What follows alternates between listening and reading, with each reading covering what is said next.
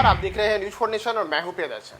बिहार के मुख्यमंत्री नीतीश कुमार की अध्यक्षता में आज हुई बिहार कैबिनेट की बैठक में कई अहम प्रस्तावों पर मुहर लगी है और इसमें कुल 16 एजेंडों को आज कैबिनेट ने अपनी मंजूरी दी है, जिसमें राज्य में शिक्षकों के साथ ही साथ सरकारी नौकरी की इच्छा रखने वाले तमाम युवाओं के लिए बड़ा खजाना नीतीश कुमार ने खोला है। दरअसल आपको बताएं कि आज जो नीतीश कैबिनेट की बैठक हुई है, इनमें जो कुल 16 एजेंडों पर मुहर लगी है, उसमें सरकारी नौकरी की चाहत रखने वाले अभ्यर्थियों के लिए नीतीश सरकार ने बड़ा फैसला लिया है और उनको अब सरकारी नौकरी के लिए फॉर्म भरने के दौरान परीक्षा शुल्क देने पर बड़ा फैसला लिया गया है। इसमें जो अधिकतम शुल्क की राशि है उसे किसी भी वर्ग के लिए अधिकतम 100 रुपए किया गया है। साथ ही साथ जो मुख्य परीक्षा होगी उसमें किसी प्रकार की का कोई शुल्क नहीं देना पड़ेगा। और इतना ही नहीं, बिहार के शिक्षकों से लेकर के कई अन्य विभागों के लिए भी आज नीतीश कैबिनेट ने अपना खजाना खोला है और इसमें विशेष करके नालंदा जिले के लिए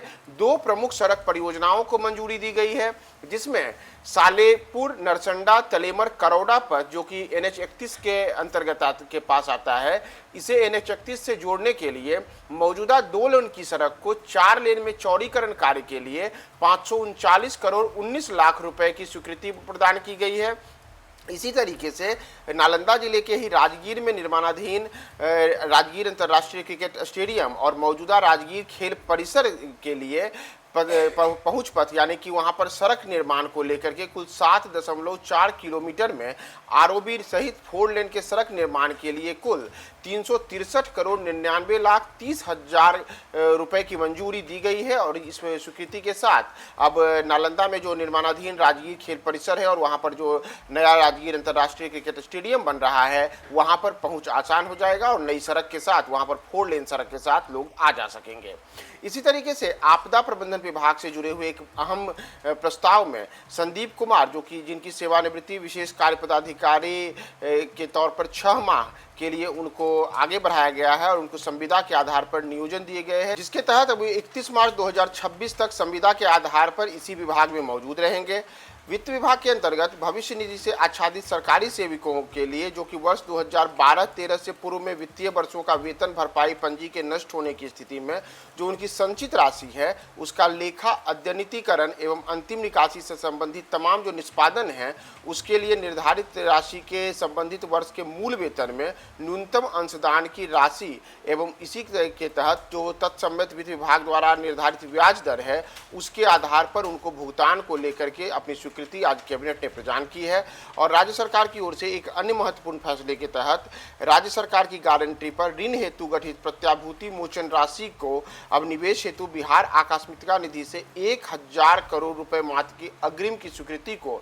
आज नीतीश कैबिनेट ने मंजूरी प्रदान की है। बिहार के किसानों को लेकर के एक महत्वपूर्ण फैसले में कृषि विभाग के अंतर्गत वित्तीय वर्ष 2025-26 में कृषोन्नति योजना अंतर्गत राज्य के 20 बाजार प्रांगणों में राष्ट्रीय कृषि बाजार यानी कि ई-नाम और DPR बेस्ड स्कीम के अंतर्गत योजना के कार्यान्वयन को लेकर के 6 करोड़ रुपए के व्यय को लेकर के आज स्वीकृति कैबिनेट ने प्रदान की है। और साथ ही साथ सामान्य प्रशासन विभाग के अंतर्गत वर्ष 2026 के लिए बिहार सरकार के कार्यालयों में अवकाश और निगोशिएशन इंक्रीमेंट एक्ट के तहत बिहार राज्य में अवकाश की घोषणा का पूरा जो प्रारूप है, उसे आज कैबिनेट ने मंजूरी प्रदान की है। सामान्य प्रशासन विभाग के अंतर्गत ही एक अन्य महत्वपूर्ण फैसले में, जैसा मैंने आपको बताया कि बिहार में कोई भी जो सरकारी नौकरी है, चाहे वह BPSC के अंतर्गत हो या फिर बिहार कर्मचारी चयन आयोग के अंतर्गत हो, बिहार तकनीकी सेवा आयोग के अंतर्गत हो या फिर बिहार पुलिस अवर सेवा आयोग, केंद्रीय सिपाही चयन परिषद आदि जो भी परीक्षाएं होती हैं, उन सब में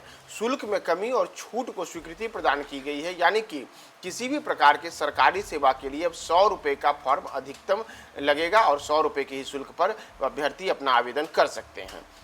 इसी तरीके से पर्यटन विभाग को लेकर के एक महत्वपूर्ण निर्णय में पर्यटकों की सुविधा के लिए नालंदा जिले के राजगीर में जन निजी भागीदारी यानी कि PPP के माध्यम से 2 5 सितारा होटल्स के निर्माण को लेकर के मंजूरी दी गई है। इसके अतिरिक्त एक अन्य 5 स्टार होटल वैशाली जिला अंतर्गत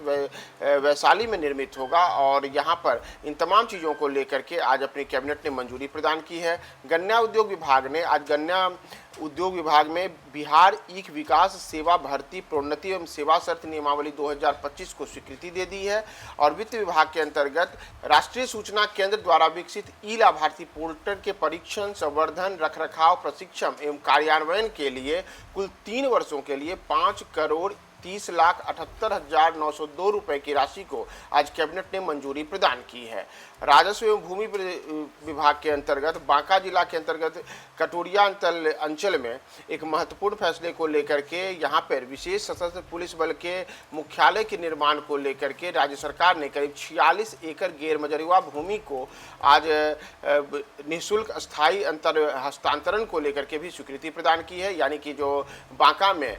बिहार विशेष सशस्त्र पुलिस का मुख्यालय बनना है, उसे लेकर के 46 एकड़ भूमि को स्वीकृति प्रदान की गई है। इसी तरीके से मधेपुरा के धुरिया में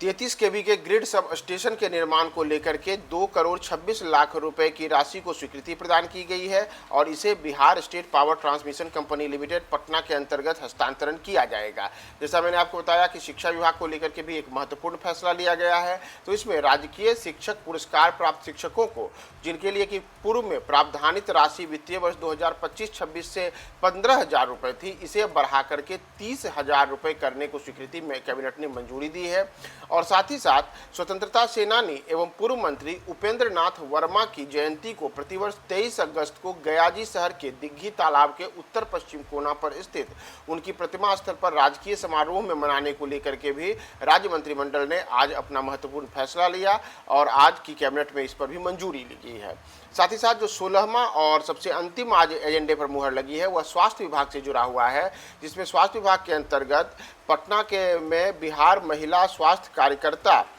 ऑन्कोलॉजी नर्स विड लाइफ संवर्ग नियमावली 2025 को संशोधित करते हुए अब बिहार महिला स्वास्थ्य कार्यकर्ता संवर्ग नियमावली 2025 के नाम से स्वीकृति प्रदान की गई है और इसमें अलग अलग प्रावधानों के अंतर्गत कई बदलाव किए गए हैं।